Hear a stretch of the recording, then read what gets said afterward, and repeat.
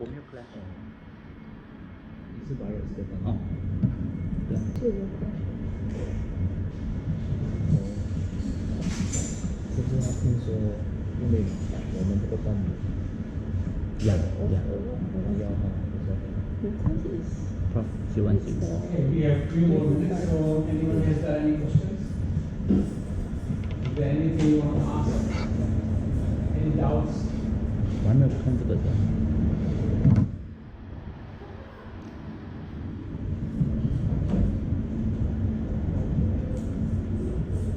Okay, we will wait 2 more minutes, then we start.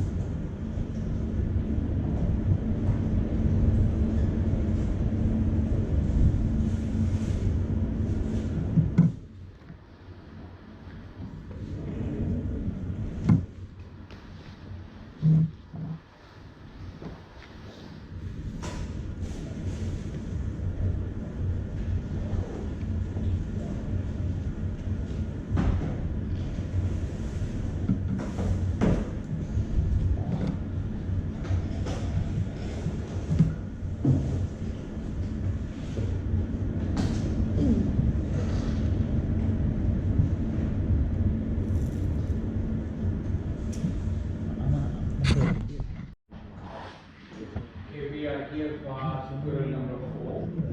So as usual, we will go through the background material and then we will go and do the tutorial. At any stage you have any questions, please feel free to stop me and ask those questions. And towards the end of the course, most of the time we will be spending on this part, which is protect, that means technology.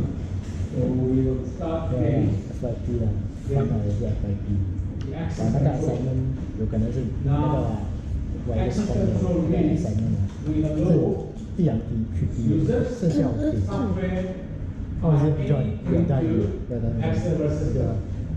So if we cannot allow 但是 them 有 access, 时候 show mark 那样的， then 对， they 有 cannot show mark harm 了 us. In order to allow anyone to access your system or not, finish it we the use same. authentication. Authentication means Pay you off are after. proving your Pay identity. Fear the So assignment once you are authenticated, better. If only not, then you will be able to because deadline is access the today. Yeah, you system. So this authentication can be proved. That means you want to access the system and you will be asked, are you allowed to access the system? And you say, yeah, this is my identity. And the system will then check whether you are who you are. And once your identity has been established, then you will be allowed access. To do that, we use user ID and password. So the user will provide the user ID and password. System will check it. It's verified. You will be given access. If it's not, you will be rejected. Now, to do that, we use reusable password. So the authentication is based on password. It has many advantages. Most advantage is that it is reusable. We can use it again and again. We do not have to come up with a different password every time. And it's easy to use. And most importantly, it's built into the operating system. We do not have to have new software, new hardware to implement that system. However, this is the weakest link in phone security. Why? Because the password can be cracked, can be guessed, can be socially engineered. So through password, the hackers can get access to our system. And reason is that why this is possible, because by human nature, we use the easiest available passwords to us. Now this is the top 20 passwords of all time. They do every year, there's some survey, and every year, the same list, same password, little bit here and there, they move, they change positions, but basically same password. So you can see these passwords, they don't have to crack. They can easily guess. Any cracking system can guess this password in less than a millisecond. So we do not need a very complicated program to enter to your computers. Now, why is that so? Why are we using these sort of passwords? Because of human nature. There are people in this world, 20% can be easily fooled, brainwashed, social engineered. So those 20% are the weakest link. In any organization, if you have 2 or 3 of them, you don't need enemies. They are your worst enemy. You cut through them. Hackers can easily get access to local resources, and once hackers are on local resources, it's very easy to steal and spy and do any harmful thing they want to do. Now, this is a real video. This was a conference organized by RSA. RSA is the Computer Security Conference, one of the best, more prestigious conferences organized every year. And later on, we will see who are the RSA. RSA is the algorithm we are using today in our system. So what they did in this conference, they gave the lecture, they told them why passwords are very important and why they shouldn't share with anybody, or why they should not tell anybody what their password. Now, after that, they did an experiment, and you see the result. What happens? What's your password? I'm not giving you that. Why would I tell you that? I can't give you that information. That would be a breach of standard security practice. What's your password? None of your business.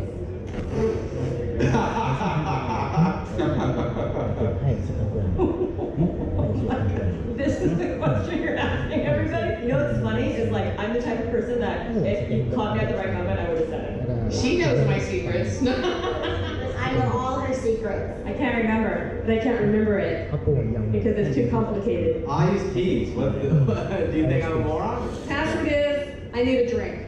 Password. Password. Password. Password. It's password, of course. Password. It's the one I put on computers for people I don't like. It's password 1. It's password 1, of course. It's the password, but it's the reverse. It's DROWSSAP. Question many times. Oh, that nobody's giving you their password. What particular password are you looking for? My dad's birthday, smile. God, Bob. Natasha, thigh-high leather boots. 1, 2, 3, vocab 5282IA. 1 star, JDSAO RSA. I don't have a password. I don't use computers. Oh, I'm one of those lame people that, uses the same password over and over and over again. That's really easy to crack. Yeah, you haven't learned anything here at this conference? Oh, so sad.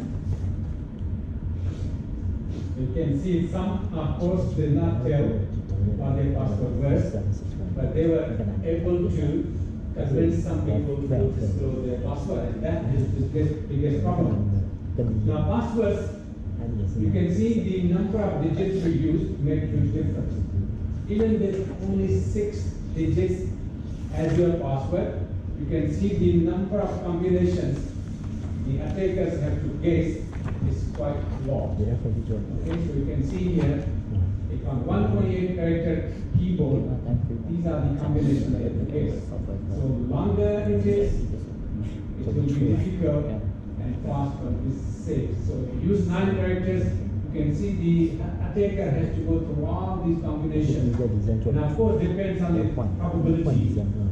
But if he has worst case scenario, he has to go through all. And that is not simple. Takes huge amount of time. And the password policies can say easy to remember, difficult to guess. Should be 6 to 9 characters, mixture of all those.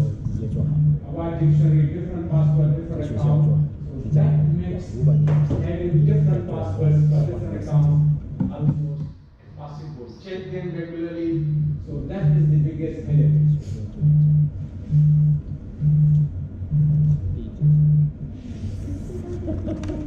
Last night I was flipping around through the channels and I saw this. I really love infomercials. I don't know if you love them as much as I do, but I found one. It's a new product that I want to share with you. And if you have a hard time remembering your online this going to solve your problems? Online passwords, there's just too many. And who can remember all those tricky combinations? So you stick them on your monitor, or you hide them in a drawer. But not anymore. Introducing Password Minder, the personal logbook that takes the hassle out of passwords. Forget about sticky notes or scraps of paper, because Password Minder has been specifically designed to organize and safely store passwords. You'll find them in an instant and never lose a password again, guaranteed. Need to make a password? Just add it to your Password Minder. The alphabetical listing organizes all your usernames and passwords for instant recall and easy reference. I don't have to worry anymore about security or identity theft. I now have all my passwords in one place. It's great. If you have passwords, you need Password Minder. So call now and get your very own Password Minder book for just $10. That's real. That's real. Wait, you're telling me I can keep all my passwords in one place? In this right here, and it's only $10? For half the price, you could write all your passwords on a $5 bill. This is insane. Does this seem safe to keep all your passwords in one place? In a place that's labeled Internet Password Minder? I don't think they thought this through fully. I mean, what if someone gets their hands on your Password Minder? So I came up with this. It is Ellen's Internet Password Minder Protector, and what you do, yeah, you put it in here, you close it, and then it has a built-in combination lock right there, you see on the side, and I know you're thinking, Ellen, what if I forget my combination? Well, if you order now, I will do this, you can put it in there. It's the Password Minder Protector Minder. It's the one place to keep your Password Minder Protector combination. And I have one more special offer. If you don't feel like writing down your passwords, send them to me. And for $10, I'll write them down for you. Don't worry about sending me your credit card information. I'll figure it out.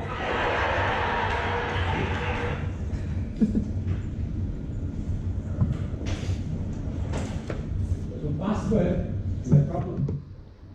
Why? Because we make all those mistakes.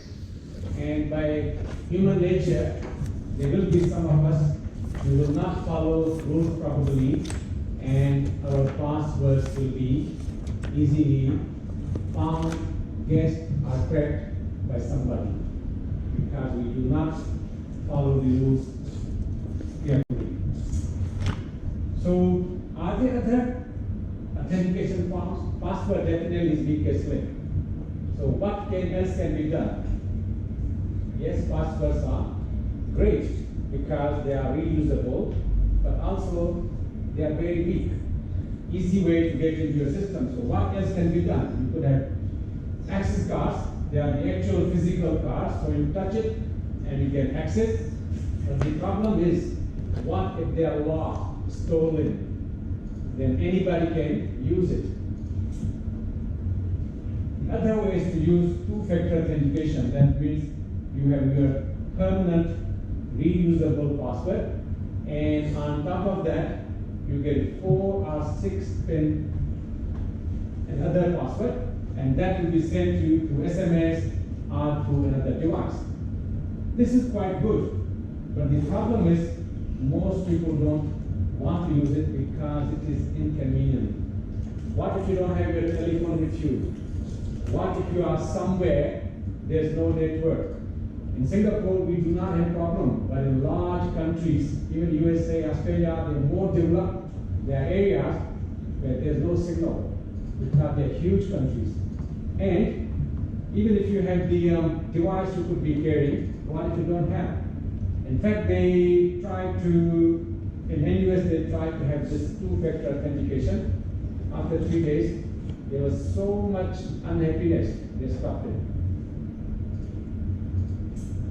Okay, so the way we are identified is something you have, maybe smart card, token, something we know, password, or something we are. So okay, we know password is not safe. We know this can be stolen, lost, misused. What about this? Something we are. We don't have to remember anything. we do not have to carry anything. And that's called biometric. The way we look, the way we talk, the way we behave, and the way is our physical and psychological characteristics. Now, biometric is nothing new. It's been with us since the 16th century, but today it is in a new way that we can be identified. That means one-to-many. Suppose you want this whole database and you say, this is me. So what you do, you give your biometric sample, will be considered, will be compared among the others, and whenever there's a match, okay, your biometric sample matches this, so this must be you, so that's who you are. Or, by verification, you tell them, this is my identity. How do we know that your passport and it's really you? So in that case, you already have a sample on your passport or some other, your ID card or your whatever, and then you give another sample. So these two are compared to make sure you are who you are claiming to be. So for verification, identification, this can be used. So what happens in every human being? There are some characteristics, and those characteristics are quite strong, different from each human being. So they take those characteristics and they make a template out of it, and that template can be stored as a reference template, and then you give live template for identification and for verification. But the problem is that in digital world, it is different. When these numbers are converted into digital form, it is different than what we are used to in our daily life. For example, the fingerprint are very accurate, people can be identified. But in digital world, it doesn't work that way. Because when they are digitized, it's 0 and 1. And if there's one digit different to computer, it is completely a different person. And why one digit will be different? Because all these issues, there are problems in the sensor, the lighting conditions, environment, aging, the way we talk, the way we do makeup, and all those factors, they affect it. So from hardware point of view, you have hardware, which stores your reference image, your live image, you compare, match or don't match, and then the decision will be made accordingly. The other thing is which biometric we should use, because there are plenty. Even our blood flow, the way blood flows in our vein, that is different from each person, and person can be identified, particularly the back of your hand and back of your neck and the behind your ear. Also, the way each person emits chemicals, the way each person has a unique odor, and that can be also checked by electronic nose to see who is who. But the problem is that does not stay for too long, consistent. So what about face? So it's great, not intrusive, low cost. 2D has a lot of problems. 3D is okay, but more expensive, and similar problems like 2D. Voice recognition can be easily fooled by a professional actor, and they can mimic your voice, and you can be given unauthorized access. I'm going through quickly because if you want more detail, you have to go to the land sequence, and from exact point of view, biometrics are not important. Okay, so signature, of course, this is not the signature, we are not digital signature, this is signature we sign on those electronic monitors. Only DNA is consistent, but I don't believe anybody would want to give DNA sample every time we want to log on to computers. 20 times a day is too much. Plus, the computers need special hardware. DNA takes longer days, not real time. You give DNA sample, the time result comes maybe too late. Okay, so this is only one. But today, maybe it's not practical. Maybe technology will improve. In the future, maybe we could be using. Now, when we talk about DNA, does not mean in the future you have to really give your physical sample. Even today, we have microwave millimeter technology where you sit in front of a device and that device can be 7 meters away, and that device can accurately now detect your heart rate, your blood pressure, and most likely in the future, sugar level as well. These are not recreational devices, they are medical devices that can be used by doctors. So that technology is very promising. That's coming, and maybe one day that could be the solution. And we don't have to have passwords. And that could be linked with the computers already built into, and we sit in front of the computer, whatever biometric feature we use, and that could be a perfect solution, but at the moment it's only under experimental basis. We have the retina, we have the iris, and they are very intrusive, very expensive, and that takes long time, and also not accurate. Yes, only accurate under perfect ideal conditions, and those ideal conditions are never true when we talk about everyday, real world, real-time situations. Fingerprints, again, they are accurate, easy to use, low cost, but they can be easily lifted anywhere, and they can be fake as well. Very easy to fold fingerprints. Back with the Finger Fiddlers. Adam and Jamie have just tasted success. Using a ballistics gel fingerprint, they beat the computer scanner. Hey! That works. So next up is Grant's fingerprint lock that has his thumb as the master. And that's not the only difference. Unlike the computer, this scanner doesn't just read the thumbprint pattern, but it also monitors pulse, sweat, temperature, and more.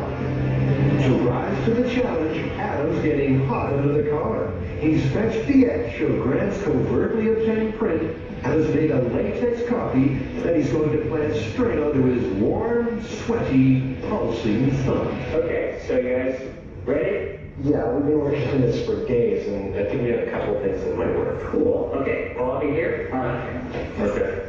Remember, according to the manufacturers, this lock has never been broken. You first. Okay. Go ahead and give him a hard time.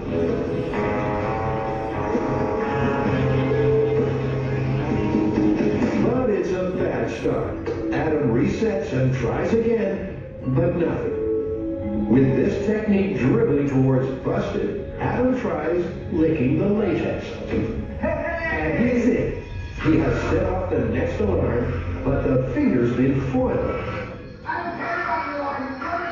No way! That's latex glued to my thumb, peeled up a printed circuit board. As far as we know, this is a world first here on Mythbusters. According to the manufacturer, that fingerprint door lock has never been beat. But they're not stopping there. Well, that's one down. Shall we try all of our other techniques? Next up, it's Jamie, who's made a regular ballistics gel print of Grant's thumb. And guess what? Yay! Hey! Nicely done! That's 2 for 2! No! At this point, the one we bought for the computer is a lot harder to break than this one. Yeah. Well, I think we move on to the copy paper now. With everything they do working, the team goes for broke by trying the photocopy of Grant's print. No warrant and no pulse, just a lit piece of paper. This is dumb!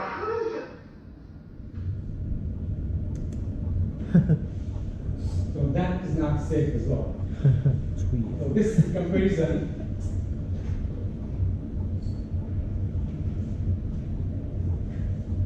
So the way it works is basically, let's say we talk about fingerprint. So our fingerprints on your finger, they are the ridges which are consistent. So they take few ridges and they put together and they make a template. And then when you come for testing, identification or verification, they'll extract exactly the same points and then they will compare. So you have to register first, and then for verification and identification, that will be done. Now the problem is that there are a lot of issues, and because of those issues, when you give the sample and when you are ready to be tested, there's some issues, there's some problems, and because of that, your template, what you gave as a reference template, and the template where you're giving to be used, there's some difference. They're not consistent. What we're talking about is here. Suppose I have extracted 3 points from this user Lee, A, B, and C, and converted them into digital form. And so this is the reference image. So when we are using to test it, so this is when it gives another template. So you can see A is same, C is same, B is different. So here 101, here is 111. So to computer, that is completely different person. This is only 8-bit template. In real world situation, those templates are 1 million bits or 1 billion bits. So out of 1 million or 1 billion bits, there's always one or more than 1 bit they are different. So the computer, there are 2 different people. Only one which gives the same consistent bit is DNA. Fingerprint, all other technologies, they don't work. So that is the problem. And also there is other things, false acceptance rate, false rejection rate. So you try to provide tolerance, but when they cancel each out, then it could be a big problem. There are a lot of errors. So it could be errors, could be deception.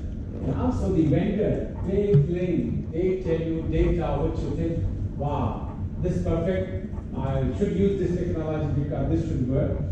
The problem is that even they give you the data which is in their manuals, that has been actually obtained using perfectly ideal conditions. So that is a big issue. And the other thing is that even an algorithm which works for, let's say, European background people, same algorithm cannot be applied for African because there are differences.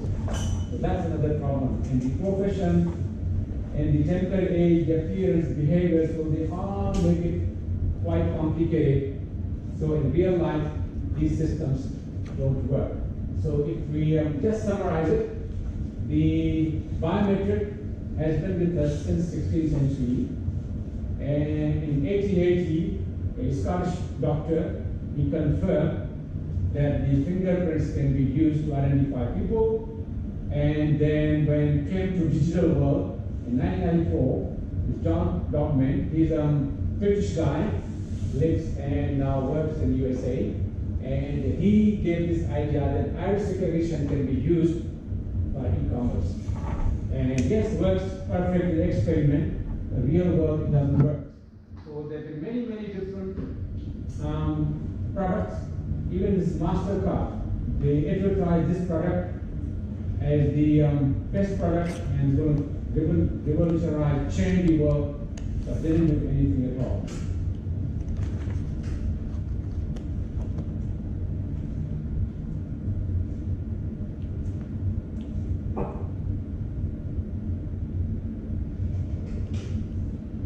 Passwords are a pain. They're a real problem. People forget it, people write it at places, and they get very surprised when a hacker gets into a particular website and then knows the passwords to all their accounts. When consumers shop on the internet, their banks need ways to verify their identity. So this particular product seamlessly integrates biometrics into the overall payments experience. So this app allows you to choose your fingerprint or your face. All you need to do is tap and it asks you to verify the amount. You tap it and the transaction has been okayed and you're done.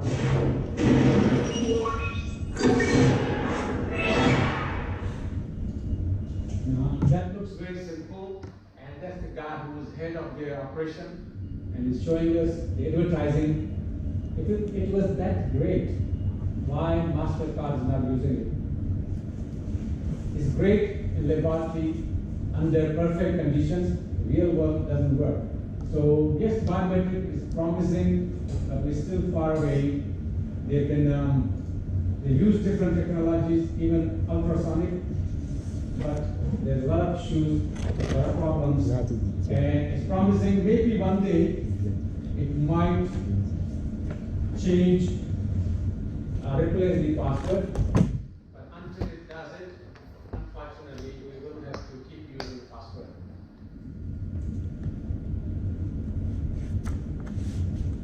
Okay, 3 engineers and 3 accountants, they're traveling by train.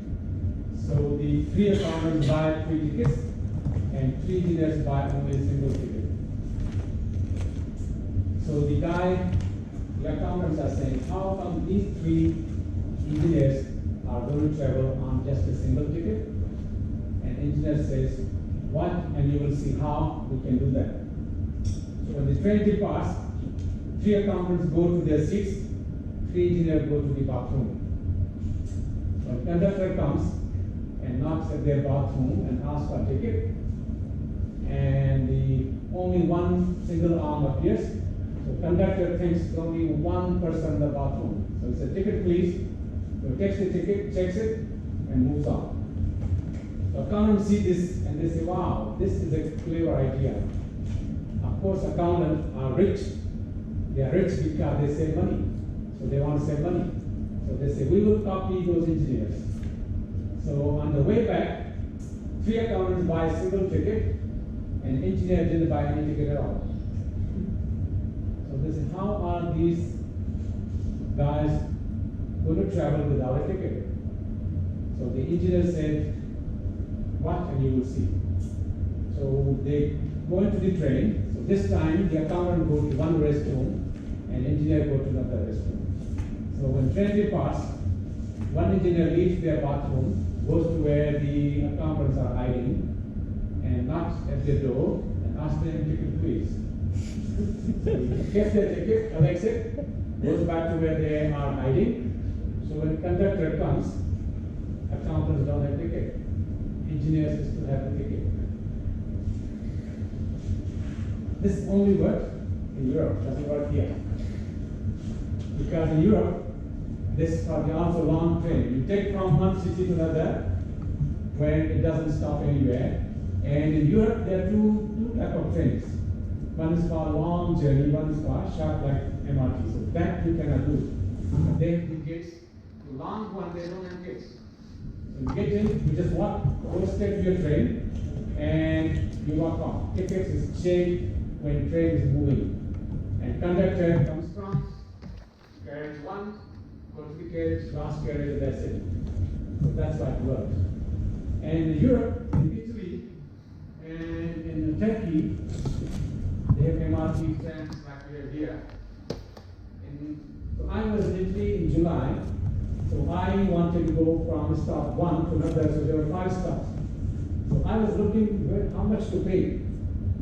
I was in the train, and Italy people don't speak English. 10 years ago, I was a student in the UK, and I went to Italy many times. People spoke perfect English. Today they don't speak English. They become too nationalistic. People who did not speak English were French. And French still can speak a little bit English, but Italy they don't. So I went and asked the people there, how much money? Oh, yes, they don't know. I tell you, no Italian here, right? Okay. So if you go to Italy, you will know you're lucky you're living in Singapore. People are not helpful at all. So anyway, they didn't tell me, so I spotted an Asian-looking person who was talking on the phone in English. So I thought, wow, this I asked him. So I asked him, you know how this system works? Looked like it's familiar. You know, it's just going so fast. When people walk fast, you know they are local. So I asked him, can you tell me how much to pay from this stop to this stop? I know how to buy ticket, instructions are there. And he was on the phone and stops. What did you say? I said, I want to know, I want to go from here to the city center, there are 5 stops, how much to pay? He said, what do you mean, how much to pay? I said, don't I have to pay? He said, yeah, you have to pay, but it's only one price. Everywhere you go, one price. You go one stop, you travel whole day, it's only one price. And that was €1.50. And that's why nobody paid, because they jumped. And then I was sitting with him and I started talking. He was actually from Philippines and he's been living in Milan for 30 years. And he told me he himself doesn't buy ticket. I said, what do you mean you don't buy ticket? He said, even if you're caught, there's nothing. Fine is only 2 or 3 euros, less than the ticket price. So there's nobody buys ticket. And then I was talking to him, I said, isn't that costing too much? Isn't that right? He said, no. Actually, for public transport, we shouldn't be paying any money. It should be free. And there are some European countries where there's no ticket for public transport. Free, completely free. Buses, trains, and whatever other they have, trams, they're completely free. So that's the way. So anyway, then we were driving, we went to France. I took a train, MRT, and this French guy, the conductor comes. We have ticket this time. We bought the right ticket.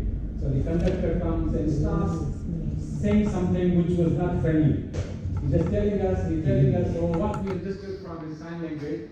He wants us to get out of where we are sitting, go to the front of the train. We are at the back of the train. And we couldn't understand why. So there was an Algerian guy sitting. So he spoke a little bit broken English. So he told us, we have third class ticket, we are sitting in first class. I said, this is MRT, they call metro. So yeah, but they have classes. So next stop, we went to the front, and I could not see any difference between first class and third class. Exactly the same. One is at the back, one is at the front. That's the only difference. And the price difference was 3 times. I don't know how they design things, and wonder why those countries are almost going bankrupt. Greece, Italy, Spain, they're almost at the brink of going bankrupt. Greece has borrowed so much money from Germany, they can't pay. They're not efficient at all. Completely, I don't know how they work. And they have so many resources. They got so many resources, they could be the richest country in the world, but they're not. Anyway, we have to do this tutorial. So this question is important as far as exam is concerned. Okay, when later on during week 12, when I tell you which question is important, which page number, this definitely will be on the list. Okay, so there are 2 aspects of computer security. We know is technical and non-technical. So explain why, if security is only based on technology or only based on policy, why it will always fail, and what can we do to overcome this major problem. Okay, so there are 2 aspects of computer security: hardware, software, networking, technology, algorithms, and all those, and this non-technical, also called managerial. That is, we have policies, procedures. We try to improve security through non-technical means. So we develop policies and the enforcement so that people update software, they change their password properly, and if they are attacked, they know exactly what to do. And in technology, we develop algorithms, we develop hardware, we develop many software-based systems, encryption, antivirus, firewalls, intrusion detection, and all those systems to improve our security. So these are the 2 different groups. They have different roles, and they don't understand each other because technical people speak different language, business people speak different language. Have you ever heard a business news? Not on television, actual business analysis.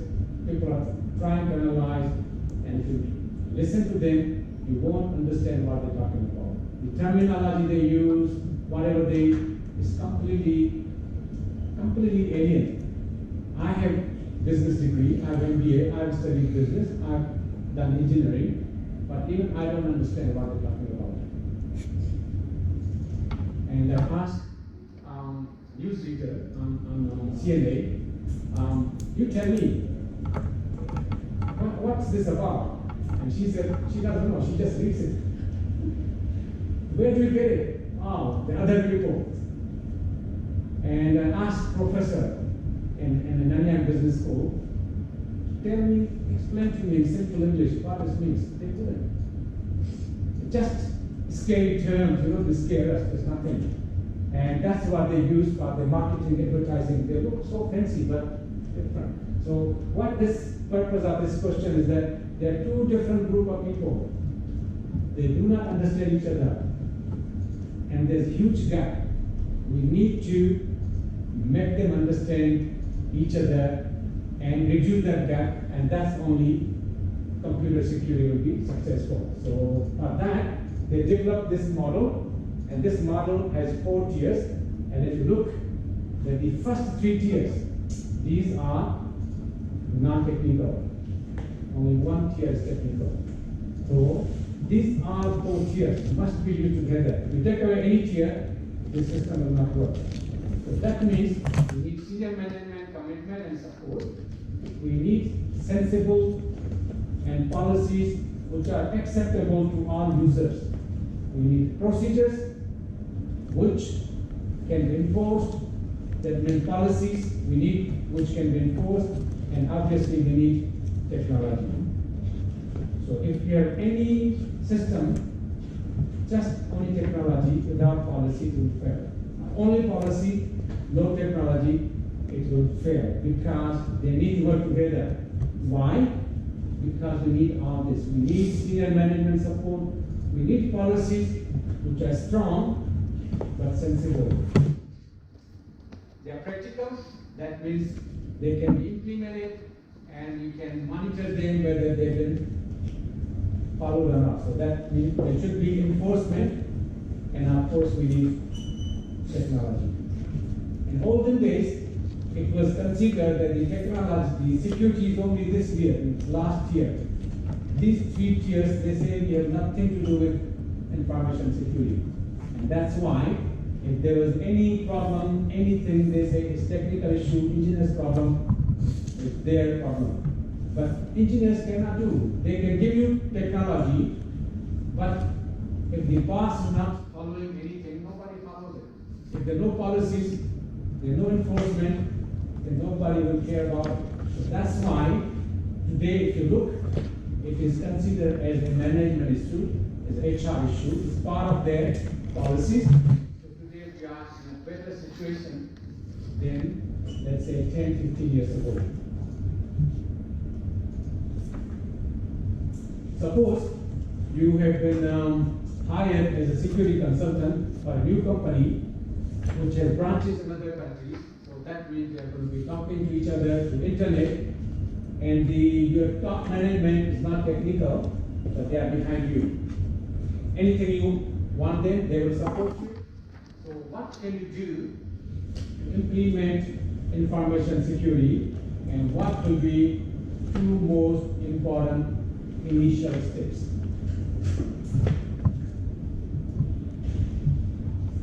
Our lighting in NTU has been outsourced to a company. So luckily, here system is working, but in our offices and I live on campus, things don't work. Last 2-3 nights, the street lights don't work. And in my office, time to time I have to call them, something wrong. Recently, even time to time I call them not working, and time to time they come and have a look whether it's working or not. So when they come themselves, I ask them, why I didn't call, why you're here? I want to do work. No, they will need to check whether the lights are working in your office or not. I said, why do you need to check? Because we fixed light in their room, so that might affect your lighting. I said, how will it affect my lighting? Don't check the diagrams, don't check the circuitry, don't check the code overall. You know what you're doing is going to affect something. So yeah, university has given to us, but we don't look at it. So what happens then? Well, we fix light here, And if that is going to affect another light, we'll go and fix that. If that's going to affect something, we'll go and fix it. So they've been doing it now more than 1 year. The contract is for 3 years. And the lighting to change from old to LED, they were supposed to do 3 months. Now is last year, the whole year they did it, and now we are doing 90 months. So 1 year, 9 months, they still haven't fixed it. Why? Because they're not doing things systematically. They're just doing it half. And these are technicians. They are from other countries. And I ask them, what's your education? All of them have the first engineering degrees. They're engineers with working experience. Why don't you do that? Well, in their own countries, they don't do that because they don't have those circuitry. So basically, they're giving them diagram, they can't read it. They have never read it before. They haven't done anything systematically. So what is that engineering? So you fix this, that's not working. But you see the circuitry, if you do that, is it going to affect others or not? They cannot read it, or they might never done that, so they do it half person. So same thing, if you do that here, you buy a few hardware, some software, put together, you do it blindly, it's never going to work. You need a systematic approach, and that's called methodology. First thing you need to find out what you are trying to solve. What's the problem? And what is causing that problem? So same way when they come to my office, if they figure out what's the problem and what caused that problem, then their problem is solved. But they're not, okay, we will fix it. We will go fix other things. So that's the problem. Now the lighting, they've done street lighting and staff housing around. That should be based on sensor. So at night they should go on, when it's dark. During the day they should be on. But other way around now. During the day they're on, it lights, at night they're off. Now somewhere somebody's made a mistake. So we need to have all this methodology. So what are the two important mistakes? We need to find out what is the most valuable asset that we are trying to protect, and how the enemy is trying to get that from us. So in this case, what we are trying to protect and how the attackers are attacking us, what type of attacks we are using to gain access. So once we know that, we will be able to protect. In other words, we need to find out what's the problem. 70%, 75%, in fact, solution lies in a problem. Once we know what's the problem, what's causing it, then to come up with solution is easier, not easy, easier. So that is the main thing. If I don't know what I'm trying to protect, how they're going to steal my information, doesn't matter. Whatever technology I have, whatever policy I have, I will not be able to protect myself. The other thing is we need to understand what are the weaknesses. There are two reasons. One is because of human errors, and the other one is because the software is too complicated. Too complicated, there's bound to be some programming errors. Now this human errors and one, this complexity of software, these errors, there are two types of errors. One is known to the developer. They don't have time to fix it. They fix it. The release date will be delayed. So they push that to the market, knowing their errors, and later on they send patches. Why they do that? Otherwise they lose the market share. And the other error is they don't know, because they cannot try and test each and everything. So once product comes to the market, users start using it, then we realize, they realize, oh, this thing is not working, or this is causing because of that. And then they will release patches. So that's the reason. And because of the compatibility and complexity, there's no way we have any software or hardware which is without any weaknesses. The weaknesses are there, they will always be there. Okay, these were the two most popular USA presidents, and you can see they joined the Congress, which is like member of parliament, exactly 100 years apart.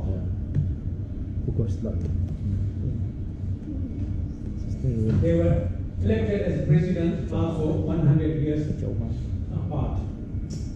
Both were concerned with civil rights, and both presidents lost their child while they were sitting in the White House.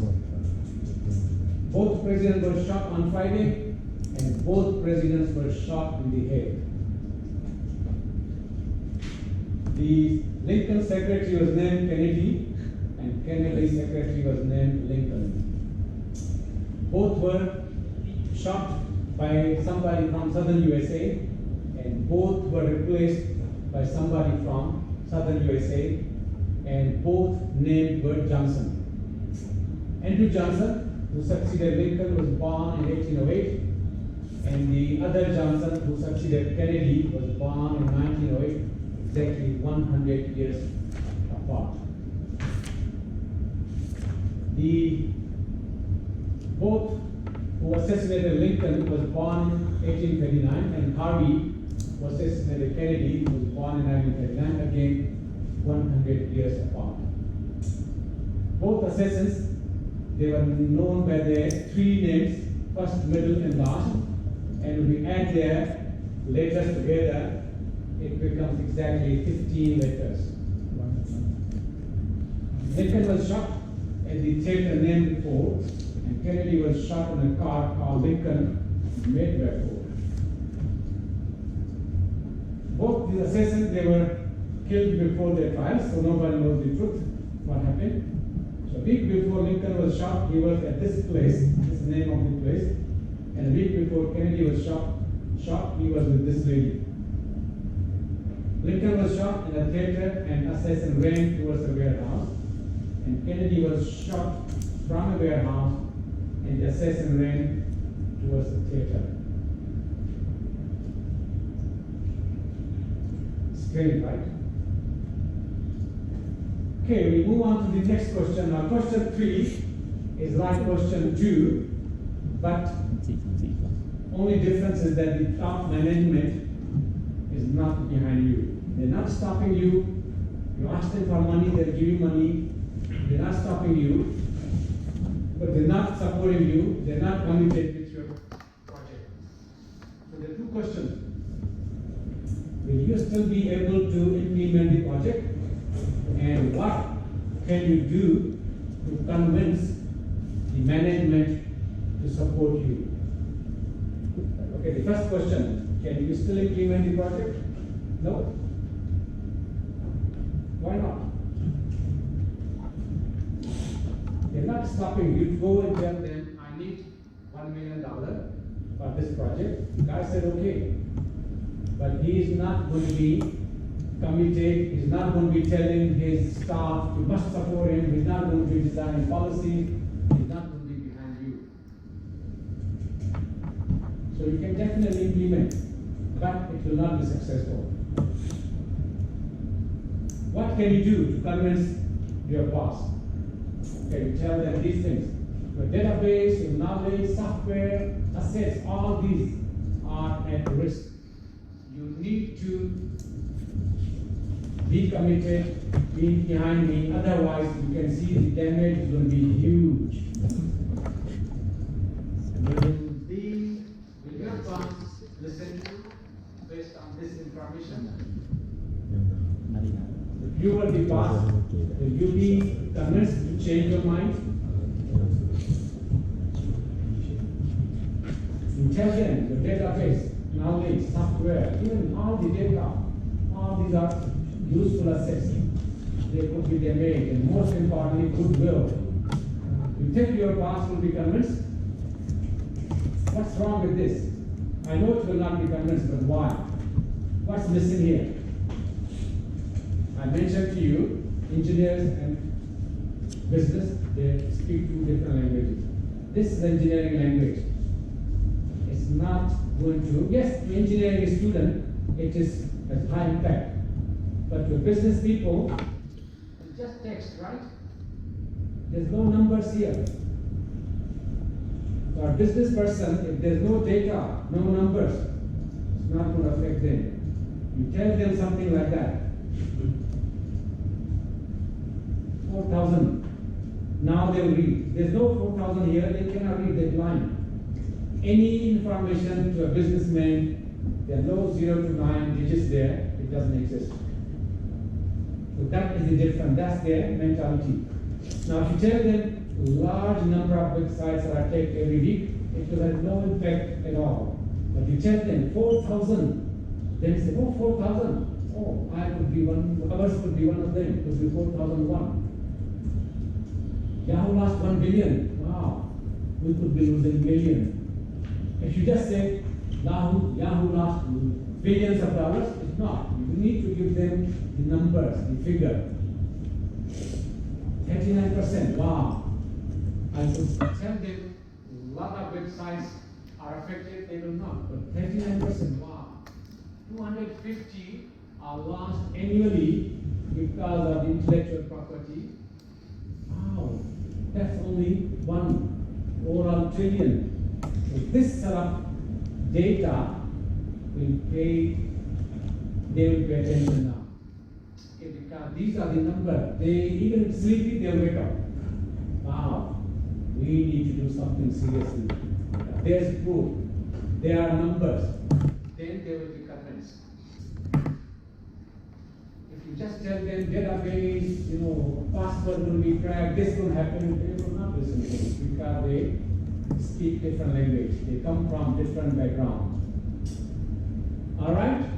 So suppose, let's assume you give them all those very compelling data, huge impact, and your boss still is not convinced. What else can you do? Attack them? Show them? You show them, heck, you will end up somewhere where you don't want to be. So if they are not convinced, that means really you don't have future in that company, you resign, go somewhere else. There's no hope anymore, because that is the business part of you tell them. Okay, your company has installed a biometric-based system, face recognition. Initially, false rejection rate is worse, but with the time, it even increases. So what might be causing? So whatever data the vendor gave to you, whatever claim they make is not. So there are two things. So why? Because the vendor data was taken under ideal conditions, perfect conditions. So of course that result is going to be much, much better than what you are going to be getting because your is real world situation. And with the time, your number of templates will increase, so FFR will also increase. Initially, maybe you have few templates and now you have more, so the actual percentage will increase, and also the template age. Whatever you change? Change the password. Change password. Why not notify the IT department? Why they are there for? If you go and tell the NTU here department, what they're going to tell you? Change your password, right? So you change, then you notify them. Okay, so best thing is to change, because the time you notify them and the time you change, the attacker could be using that password in that duration. So in most companies, the policy should be to change it immediately. Okay, statements made by the management that lays out rule, they lays out the organization position on an issue are called policies, procedures, standard guidelines. Policies. Why not standard? What's the difference between policy and standard? We know procedures, different guidelines is they try you to do it, if you don't do it, it's okay. But what's the difference between policy and standards?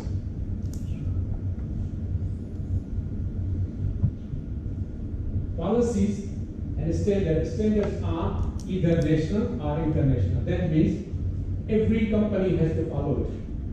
If they are national, every company in Singapore has to follow the standard.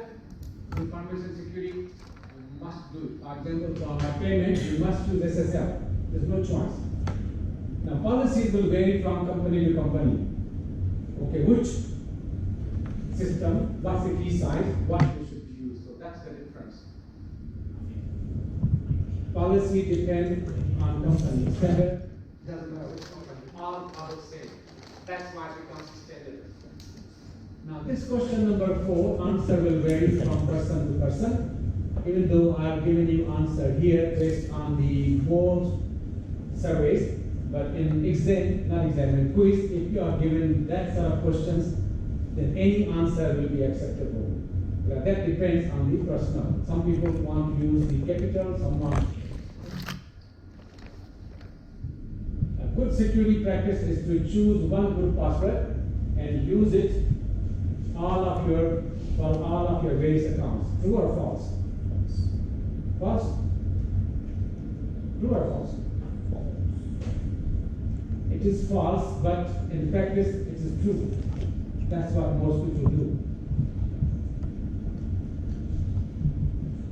This question came in last year's actual quiz,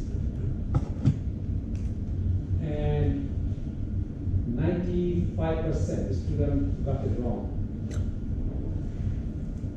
The reason that they got it wrong because we don't read complete sentence. They just read each of the following is a characteristic of a strong password, but it says except. Somehow they did not read except. Only 5 students out of I think 268 who attempted this question, they only got it right. That means they read it. So quiz means read the sentence. I have to develop 500 questions. You need to twist the words here and there.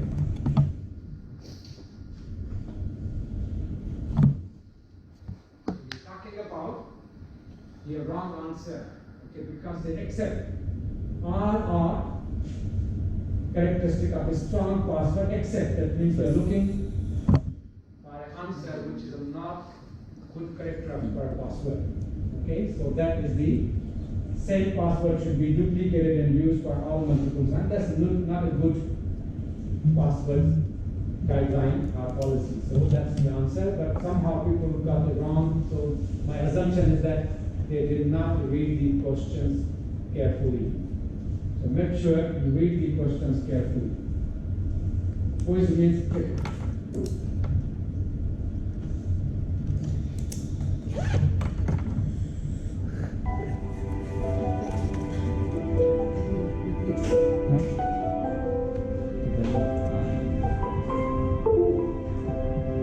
Như nào? Ở nào?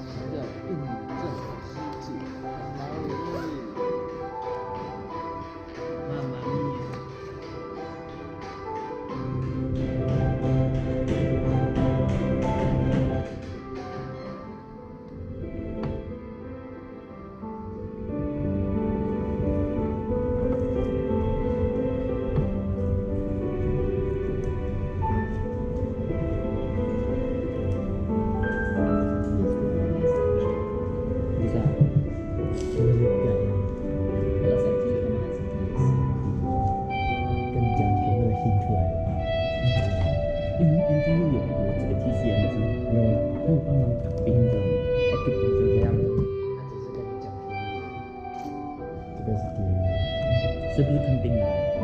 不是，他只是跟你讲迷路呢。